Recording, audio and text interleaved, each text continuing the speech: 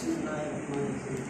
जिस तरह आज माशाअल्लाह सब बच्ची ने सब या हर बच्ची ने अपने उस्ताद के हवाले से यानी उसका मकाम बताया, मर्तबा बताया कि उस्ताद का माशरे में क्या मकाम है, क्या मर्तबा है। तो हमारे उस्ताद जो हैं, हम आपके उस्ताद हैं, हमारे उस्ताद भी हैं, यानी हमारे जितने भी उस्ताद हैं 5 अक्टूबर ज़रूरी नहीं है कि हम 5 अक्टूबर ही को मनाएं। हर दिन उस्ताद का दिन होता है, हर दिन किस दिन होता है? हर दिन उस्ताद का दिन होता है। उस्ताद को अल्लाह पाक ने माशरे में एक बेहतरीन मकाम अता किया है। हमारे प्यारे नबी हज़रत मोहम्मद सल्लल्लाहु अलैहि वसल्लम ने फरमाया, मैं मोहल्लम बनाकर भेजा गया हूँ। मैं क्या बनाकर भेजा गया हूँ?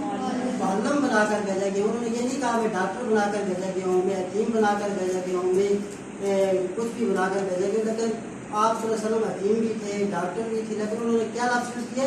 वो मोहल्लम बनाकर भेजा गया हूँ। ठीक है, तो हमारे उस्ताद की बहुत इज़्ज़त है। उस्ताद की हमें इज़्ज़त करनी चाहिए, उस्ताद का हमें एहतराम करना चाहिए, दिल से एहतराम करना चाहिए। लेकिन बाद बच्चों ने यह भी कहा कि उस्ताद के आगे नहीं चलना चाहिए, उस्ताद के आगे नहीं चलना चाहिए। यानी ये कि उस्ताद के अदब के खिलाफ है कि आपका उस्ताद आपके पीछे चल रहा है और आप उसके आगे चल रहे हैं। एटलीस्ट इतना होना चाहिए कि आपको आपके उस्ताद से 2 कदम पीछे होना चाहिए। ये आपकी ताज़ीम का एक बेहतरीन ज़रिया है। और आपका जिस तरह एक क्लास में प्रॉक्टर मुंतखब किया जाता है, या आपकी जमात में एक अमीर, जिस तरह आप तबलीग जमात में देखें तो एक अमीर होता है। क्या होता है बेटा?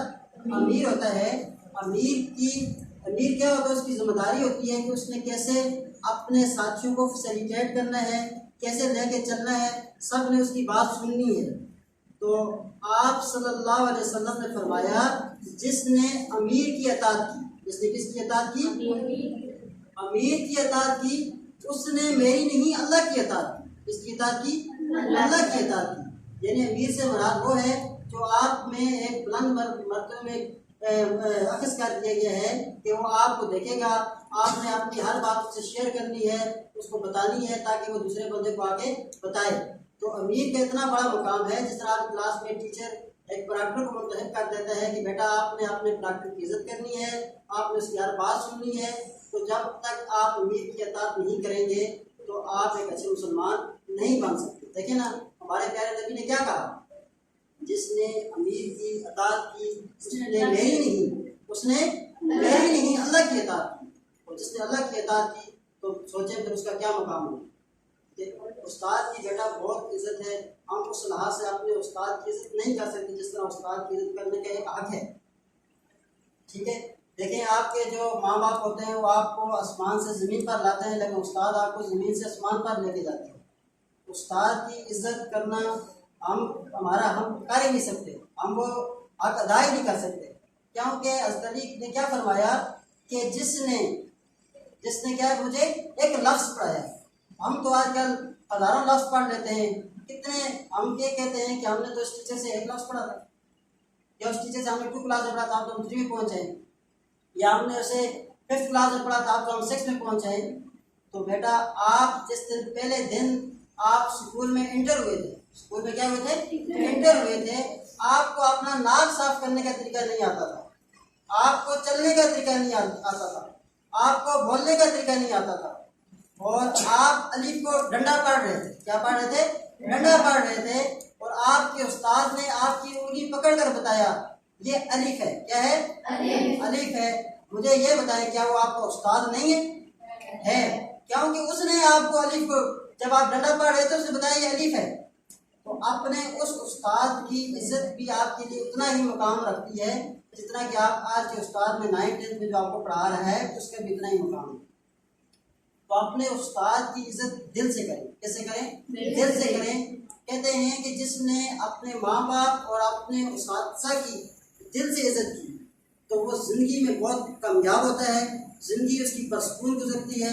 कहते हैं जिसने माँ बाप और उस्ताद के साथ बदसलूकी की उसे ज़िंदगी में सुकून नहीं मिलता, ज़िंदगी में सुकून नहीं मिलता। आप कोशिश करें अपने माँ बाप, अपने उस्ताद की इज़्ज़त करें, अपने उस्ताद क्या करें? इज़्ज़त करें। मुझे एक छोटी सी बात याद आ कि बेटा एक तालिब इल्म दरसे का एक तालिब इल्म था, उसे अपने कारी साहब ने बताया कि बेटा ये मेरी टोपी है, वाइट टोपी जो होती है जो मौलवी हज़रात पहनते हैं, इसको आपने जाके कहीं से धो के लाना है। ऐसे क्या करके लाना है, और धोना आपने ऐसे है, इस टोपी को आपने अपने पाँव के नीचे रगड़ कर धोना है। क्या करना है, यानी पाँव के नीचे मल कैसे धोना है ताकि टोपी मेरी क्या हो जाए, साफ हो जाए। उस बच्चे ने क्या किया, वो बच्चा गया, उसने अपने हाथों पे रख के टोपी को साबुन लगाया, साफ किया और नीचे नहीं लगने दिया, जमीन पर नहीं लगने दिया। पीछे से उस कारी साहब ने भेज दिए बच्चे के, जाके देखना कि बाकी ये पाँव के नीचे लेके धोएगा या ऊपर आके धोएगा। तो जब वो वापस आया तो कारी साहब ने कहा, बेटा आपको मैंने बताया था आपने पाँव के नीचे रख के धोनी है, हालांकि आपको वहाँ पे कोई देख भी नहीं रहा था, तो फिर आपने हाथों पे रख के क्यों धोया?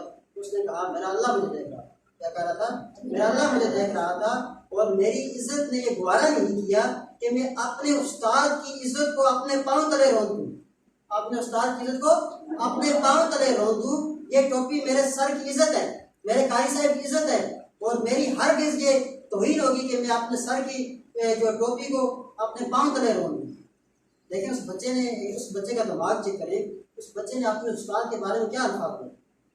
हमारे क्या है, हमारे बच्चे उठते हैं, कहते हैं सर नहीं है, तो उनकी कुर्सी पे बैठ जाते हैं। और जब मैंने ऐसे देखे, आप टीचर खड़ा होकर क्लास में रोटेट कर रहा होता है और बच्चे प्रैक्टिस उसकी क्लास टीचर की चेयर में बैठ जाते हैं। बेटा आपका जो मकाम है और उस्ताद का जो मकाम है, ज़मीन आसमान का फर्क है। तो एटलीस्ट इतना होना चाहिए कि टीचर और स्टूडेंट के दरमियान एक फ़र्क होना चाहिए, टीचर लगे और स्टूडेंट लगे। अक्सर आप देखें बच्चे